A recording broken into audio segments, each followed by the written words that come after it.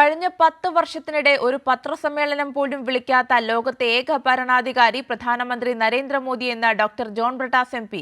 മാധ്യമപ്രവർത്തകരുടെ ചോദ്യങ്ങൾക്ക് മാത്രമല്ല പാർലമെന്റിലും മോദി മറുപടി പറയുന്നില്ലെന്നും ജോൺ ബ്രിട്ടാസ് പറഞ്ഞു.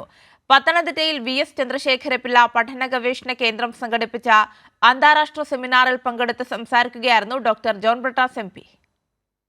2 വർഷമായി മണിപ്പൂർ കത്തുകയാണ്. ലോകരാഷ്ട്രങ്ങൾ മുഴുവൻ സഞ്ചരിച്ച നരേന്ദ്രമോദി മണിപ്പൂരിലേക്ക് എത്തിയപ്പോൾ മണിപ്പൂർ സമാധാന പാതയിൽ നിന്ന് ഏറെ വ്യതിചലിച്ചു. പ്രധാനമന്ത്രി എത്തിയ ദിവസവും മണിപ്പൂരിൽ അക്രമം നടന്നു.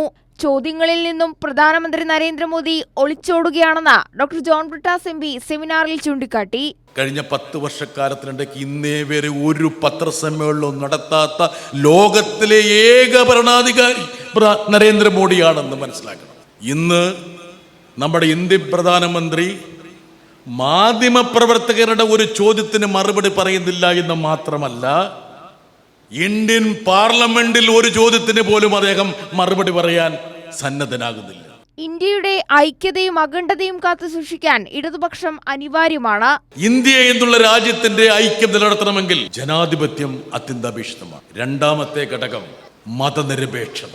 മൂന്നാമത്തതാണ് ഏറ്റവും പ്രധാനം, ഫെഡറലിസം. 3 ഘടകങ്ങളെ ചേർത്ത് നിർത്താൻ കഴിയുന്ന ഏക പ്രസ്ഥാനം ഇടതുപക്ഷ പ്രസ്ഥാനമാണെന്ന് നമ്മൾ ചിന്തിക്കണം.